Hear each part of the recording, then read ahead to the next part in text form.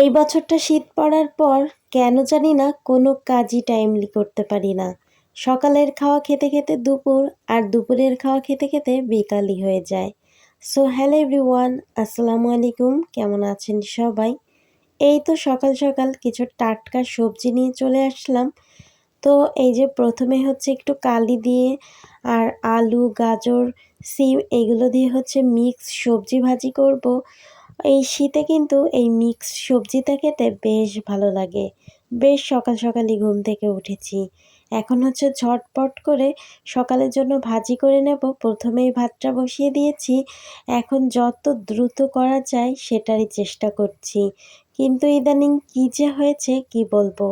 সকালবেলা এত ঝটপট করে কাজ করি, তারপরও কাজ শেষ হতে হতেই ওই 10টা-11টা বেজে যায়।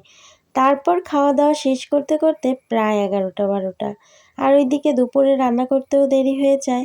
এরপর এই তো ঝটপট করে চলে এসেছি ঘরটা মুছে নেওয়ার জন্য। যেহেতু মেয়েটা এখনও ঘুমিয়ে আছে, আর আমি যত দ্রুত আমার এই কাজগুলো সেরে নেব তত যেন তাড়াতাড়ি আমার সব কিছু হয়ে যাবে। আমার মেয়েটা ভীষণ দুষ্টু হয়েছে। একটা কথা বলবো, কোনোভাবেই শুনবে না। তারপর এই তো ঘর মুছতে মুছতে সে ঘুম থেকে উঠে গেছে। তাকে বারবার বলেছি সে যেন না নামে।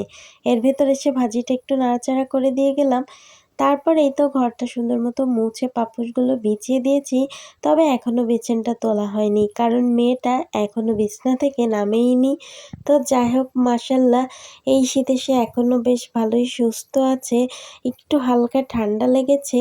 তারপর এই তো ঝটপট করে দুপুরের জন্য রান্নাবাড়া করার জন্য প্রস্তুতি নিয়ে নিচ্ছি। সকালের খাওয়া দাওয়া মাত্রই শেষ করেছি, করে দৌড়াতে দৌড়াতে আবার রান্নাঘরে চলে এসেছি।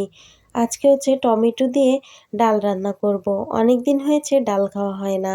আপনাদের ভাইয়া মাঝে মাঝে বলে, কি হলো তোমার, অনেক দিন তো হলো, একটু ডাল রান্না করো তো। তো যাই হোক, আজকে হচ্ছে ডাল রান্না করছি, আর বেগুন দিয়ে আলু দিয়ে হচ্ছে কঙ্কন মাছ দিয়ে রান্না করব। তো কঙ্কন মাছটা আমার ভীষণ পছন্দের।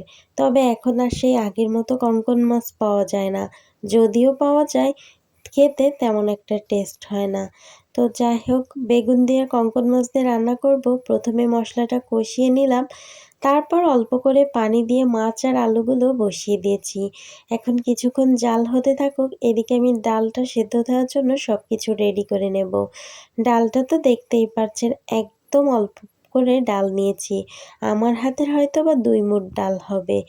যাতে ডালটা একদমই নষ্ট না হয়, এর ভেতর পেঁয়াজ আর রসুন দিয়ে দিয়েছি। আর একদম একটা কাঁচামরিচ দেবো। কাঁচামরিচটা বেশি দেব না, যেহেতু আমার মেয়ে টক ডালটা ভীষণ পছন্দ করে। তো বেশি করে ঝাল হলে আমার মেয়ে একদমই খেতে পারবে না। আর আমি ডালে তেমন একটা ঝাল দিই না। আমার কাছে কেমন গলা বুক জ্বলে। তো যাই হোক, মাছটা সুন্দর মতো কষিয়ে নিয়েছি। এখন তুলে ফেলবো। এরপর এই তো মশলাটা অনেকটা সময় নিয়ে কষিয়ে তেল উঠে গেলেই তারপর হচ্ছে ঝোলের পানি দিয়ে দেব। আর ঝোলে বলক আসলেই হচ্ছে বেগুনগুলো কেটে ধুয়ে তারপর ছেড়ে দেব। তো যাই হোক, বেগুনগুলো দিয়ে দিয়েছি, ঢাকা দিয়ে রেখে দিয়েছি। এসে দেখি বেগুনটা সুন্দর মতো সেদ্ধ হয়ে গেছে। তারপর এই তো কিছুক্ষণ জাল করেই হচ্ছে নামিয়ে ফেলবো। মাশাআল্লাহ, তরকারিটা খুবই মজা হয়েছিল। এরপর হচ্ছে এই তো ডালটা হচ্ছে প্রেসার কুকারে সেদ্ধ করেছি। আর এই তো কেটলিতে একটু পানি গরম করে নিয়েছিলাম। এরপর ডালটা বসিয়ে দিয়েছি। শীত আসলেই যত ঝটপট কাজ করারই চেষ্টা করি না কেন, ইদানিং কেন জানি না একদমই কাজ করে এগোনো যায় না। বেলাটা এত বেশি ছোট হয়েছে কি আর বলবো। আর যাদের ছোট বাচ্চা-কাচ্চা আছে তাদের কথা আর তো বলার বাকিই রয় না। সকালবেলা খাওয়াতে একদম 12টা বেজে গেছে। তারপর এই তো ঝটপট করে রান্না করতে তো চলে এসেছি। এক একটা তরকারি বসাচ্ছি, আর যে 1-2 গাল করে খাবার দিয়ে আসছি মুখে। তো যাই হোক, এই তো ডালটাও বাগার দিয়ে নিয়েছি। আর আজকের ভিডিওটা এখানেই রাখছি। সবাই ভালো থাকবেন। আল্লাহ হাফেজ।